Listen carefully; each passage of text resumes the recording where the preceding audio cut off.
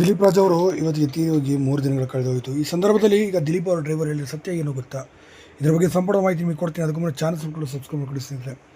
ಹೌದು, ಸದ್ಯ ದಿಲೀಪ್ ರಾಜ್ ಅವರು ಹೃದಯಘಾತಕ್ಕಿಂತ ಒಳಗಾಗಿ ಈಗ ಕೊನೆ ನಿಮಗೆಲ್ಲ ಗೊತ್ತಿರುವಂಥ ವಿಚಾರನೇ. ಇದೇ ಸಂದರ್ಭದಲ್ಲಿ ಈ ಆಟೋ ಡ್ರೈವರ್ ಅವರು ಮಾತನಾಡಿದ್ದಾರೆ. ಹೌದು, ಈ ಆಟೋ ಡ್ರೈವರ್ ಯಾರಪ್ಪ ಅಂತ ಬಂದರೆ ಇವರು ಇವರಿಗೆ ತೊಂದರೆ ಆದಂಥ ಸಂದರ್ಭದಲ್ಲಿ ಅಂದರೆ ಎದೆನೋವು ಕಾಣಿಸ್ಕೊಂಡಂಥ ಬೆಳಗಿನ ಜಾವ ಸಂದರ್ಭದಲ್ಲಿ ಮನೆ ಮುಂದೆ ಹೋಗ್ತಿದ್ದಂಥ ಆಟೋ ಡ್ರೈವರ್ ಅವರಾಗಿದ್ದರು. ಆಗ ಅದೇ ಸಂದರ್ಭದಲ್ಲಿ ಅವ್ರ ಪತ್ನಿ ತಕ್ಷಣವೇ ಆಂಬುಲೆನ್ಸ್ಗೂ ಕೂಡ ಫೋನ್ ಮಾಡಿದರು. ತಕ್ಷಣ ಆಟೋ ಸಿಕ್ಕಿದ ತಕ್ಷಣವೇ ಆಟೋಗೆ ಕರೆದು ಆಟೋದಲ್ಲಿ ಹಾಕಿಕೊಂಡು ಹೊರಟರು. ಆಗ ಅವ್ರು ಹೇಳಿದ್ದು ಸತ್ಯ ಇದೆ. ಅವರು ಆಟೋದಲ್ಲಿ ಬಂದಲ್ಲೂ ಕೂಡ ಅವರು ಸ್ವಲ್ಪ ಕಷ್ಟನೇ ಪಡ್ತಿದ್ರು. ಅವ್ರು ಇನ್ನೂ ಸ್ವಲ್ಪ ಜೀವ ಇತ್ತು ಅಂತ ನಂಗೆ ಅನಿಸುತ್ತೆ. ಆದರೆ ಮಾರ್ಗ ಮಧ್ಯೆ ಅವ್ರು ಕೊನೆ ಸೆಳೆದಿದ್ರೋ ಏನೋ ಗೊತ್ತಿಲ್ಲ. ಆದರೆ ವೈದ್ಯರ ಬಳಿ ಹೋದಾಗ ಅವ್ರು ತುಂಬಾ ಜೋರಾಗಿ ಹೇಳ್ತಾಯಿದ್ರು. ಆಗಲೇ ನನಗೆ ಗೊತ್ತಾಗಿದ್ದು ದಿಲೀಪ್ ರಾಜ್ ಅವರು ತೀರಿ ಹೋಗಿದ್ದಾರೆ ಅಂತ. ನನಗೆ ಶಾಕ್ ಆಯಿತು. ದಿಲೀಪ್ ರಾಜ್ ಅವ್ರಿಗೆ ಎದೆನೋ ಇಷ್ಟು ಇದಾಯಿತು ಅಂತ. ನನ್ನ ಕೈಲಿ ಆದಷ್ಟು ಸ್ಪೀಡಾಗಿ ನಾನು ಹೋಗಿದ್ದೆ ಅಂತ ಕೂಡ ಅವ್ರು ಹೇಳ್ತಾರೆ. ಇನ್ನಿವತ್ತು 3 ದಿನದ ಆಲತುಪ್ಪ ಕೂಡ ಇದಾಯಿತು. ಇವತ್ತಿನ ಸಂದರ್ಭದಲ್ಲೂ ಕೂಡ ಅವರ ಪತ್ನಿ ಶ್ರೀವಿದ್ಯಾ ಅವರು ಕೂಡ ತುಂಬಾ ಕಣ್ಣೀರು ಹಾಕುತ್ತಾಯಿದ್ರು. ಎದಳು ದಿಲೀಪ, ಎದಳು ಮೇಕೆ, ಎದಳು, ಯಾಕೆ ಇದರ ಮಲಗಿದೆಯಾ, ಎದಳು ನೀನು ಅಳ್ಳಬೇಕು ಅಂತಲೂ ಕೂಡ ತುಂಬಾ ಕೇಳ್ಕೊಂಡು ಇದು ಮಾಡ್ತಿದ್ರು. ಇನ್ನು ಅವ್ರ ಮಗಳು ಕೂಡ ತುಂಬಾ ಕಣ್ಣೀರು ಹಾಕುತ್ತಿದ್ದರು. ಇನ್ನು ದಿಲೀಪ್ ರಾಜ್ ಅವರ ಜೀವನ ತುಂಬ ಕಿರುತೆರೆ ಮತ್ತು ಸಿನಿ ರಂಗದಲ್ಲಿ ತುಂಬ ವಿಭಿನ್ನವಾಗಿತ್ತು ಅಂತಲೇ ಹೇಳ್ಬೋದು. ಯಾಕೆಂದರೆ ತಮ್ಮ ಸಹಜ ಅಭಿನಯ ಮತ್ತು ಮೃದುವಾದ ಮಾತುಗಳಿಂದ ಮತ್ತು ಕುಟುಂಬ ಮೌಲ್ಯಗಳ ಪಾತ್ರಗಳಿಂದ ಅವರು ಪ್ರೇಕ್ಷಕರ ಮನಸ್ಸಿನಲ್ಲಿ ಅಚ್ಚಾಗಿ ಉಳಿದಿದ್ದಾರೆ ಅಂತಲೇ ಹೇಳ್ಬೋದು. ಮತ್ತು ವಿಶೇಷವಾದಂತಹ ಸ್ಥಾನಮಾನವನ್ನು ಕೂಡ ಹೊಂದಿದ್ದಾರೆ. ಇನ್ನು ಇವರ ನಿಧನದ ಸುದ್ದಿ ಕೇಳಿ ಎಷ್ಟೋ ಜನ ಅಭಿಮಾನಿಗಳು ಶಾಕ್ ಆಗಿರುವಂಥದ್ದು ನಿಜ. ಯಾಕೆಂದರೆ ಪುನೀತ್ ರಾಜ್ಕುಮಾರ್ ಅವರು ಕೂಡ ಇದೇ ವಯಸ್ಸಿನಲ್ಲಿ ಇದೇ ಸಂದರ್ಭದಲ್ಲೇ ಹೃದಯಘಾತಕ್ಕೆ ಒಳಗಾಗಿ ಕೊನೆ ಸೆಳೆದಿರುವಂಥದ್ದು. ಇದು ಇಷ್ಟು ವರ್ಷಗಳಾದ ನಂತರ ಮತ್ತೆ ದಿಲೀಪ್ ರಾಜ್ ಅವರು ಕೂಡ ಇದೇ ಸಾಲಿನಲ್ಲಿ ಈ ರೀತಿ ಕೊನೆ ಸೆಳೆದಿರೋದು ನಿಜಕ್ಕೂ ಒಂದು ರೀತಿ ಆಘಾತ ಅಂತಲೂ ಕೂಡ ಹೇಳ್ಬೋದು. ಇನ್ನು ದಿಲೀಪ್ ರಾಜ್ ಅವರು ಮೊದಲಿಗೆ ಕನ್ನಡ ಧಾರಾವಾಹಿಗಳ ಮೂಲಕ ಮನೆ ಮಾತಾದಂಥವ್ರು. ಸಾಮಾನ್ಯ ಮಾಧ್ಯಮ ವರ್ಗದ ಯುವಕರ ಪಾತ್ರಗಳಲ್ಲಿ ಅವರು ಕಾಣಿಸಿಕೊಂಡಾಗ ಜನರು ತಮ್ಮ ಮನೆಯವರನ್ನೇ ನೋಡಿದ ಹಾಗೆ ಅನುಭವ ಕೂಡ ಪಡೆಯುತ್ತಿದ್ದರು. ಮತ್ತು ಅವರ ನ್ಯಾಚುರಲ್ ಆ್ಯಕ್ಟಿಂಗ್ ಅವರಿಗೆ ಅತಿ ದೊಡ್ಡ ಶಕ್ತಿಯಾಗಿತ್ತು.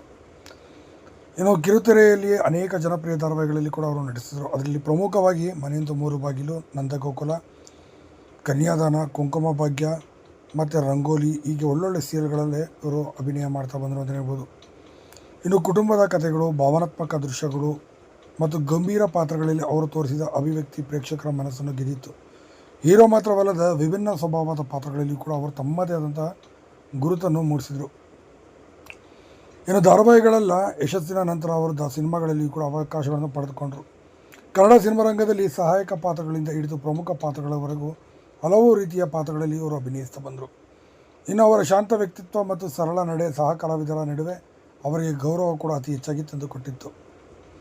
ಇನ್ನು ಅಭಿನಯ ಮಾತ್ರವಲ್ಲದೆ ದಿಲೀಪ್ ರಾಜ್ ಅವರು ಪರಿಶ್ರಮಿ ಕಲಾವಿದರಾಗಿದ್ದರು.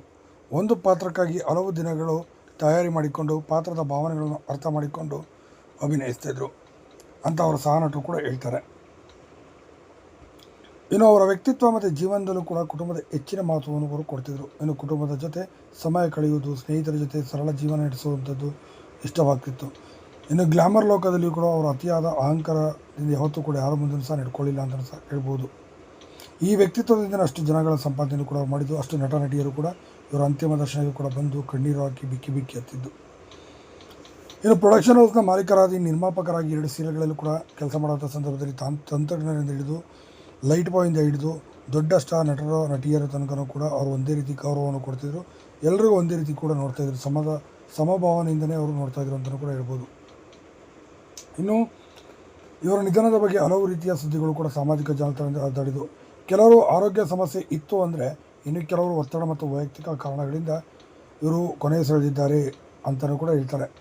ಆದರೆ ಅಧಿಕೃತ ಮಾಹಿತಿ ಇಲ್ಲದ ಯಾವುದೇ ಕಾರಣಗಳನ್ನು ಚರ್ಚಿಸುವುದು, ಖಚಿತವಾಗಿ ಹೇಳುವುದು ಅಷ್ಟು ಸರಿಯಲ್ಲ ಅಂತ ನಮ್ಮ ಭಾವನೆ. ಇನ್ನು ಅಭಿಮಾನಿಗಳ ಪ್ರಕಾರ ದಿಲೀಪ್ ರಾಜ್ ಅವರಂತಹ ಕಲಾವಿದರು ಹೊರಗೆ ನಗುತ್ತಿದ್ದರು, ಅದರ ಒಳಗಡೆ ಹಲವಾರು ಒತ್ತಡಗಳನ್ನು ಇವತ್ತಿಗೂ ಸಹ ಅನುಭವಿಸ್ತಿದ್ರು ಅಂತ ಮಾತುಗಳು ಕೂಡ ಕೇಳಿಬರುವಂಥದ್ದು.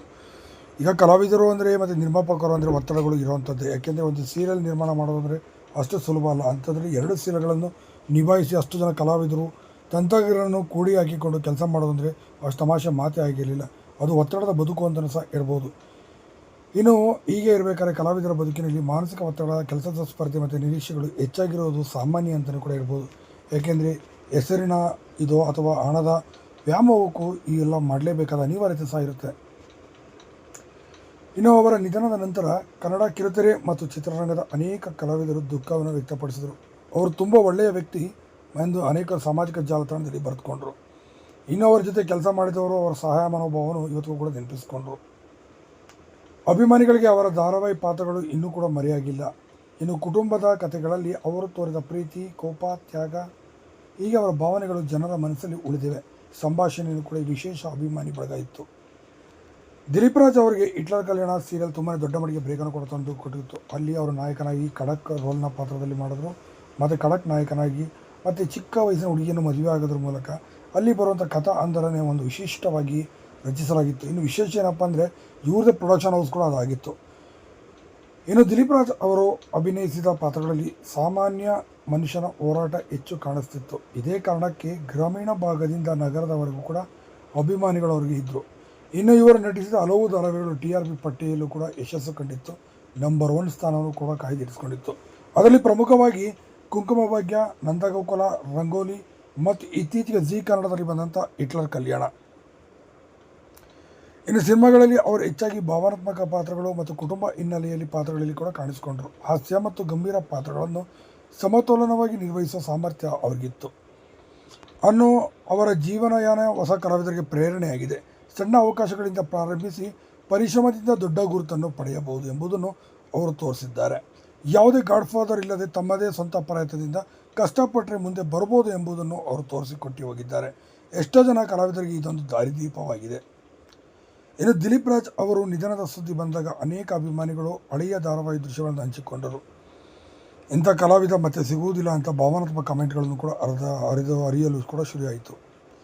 ಇನ್ನು ಕಿರುತೆರೆಯ ಯಶಸ್ಸಿನ ಕಾಲದಲ್ಲಿ ಅವರು ಕುಟುಂಬದ ಪ್ರೇಕ್ಷಕರೊಂದಿಗೆ ಅತ್ಯಂತ ಹತ್ತಿರವಾದ ನಟರಲ್ಲಿ ಒಬ್ಬರಾಗಿದ್ದರು. ಇನ್ನು ಅವರ ಅಭಿನಯದಲ್ಲಿ ಅತಿರೇಕ ಕಡಿಮೆ, ಸಹಜತೆ ಹೆಚ್ಚು ಇರೋದು.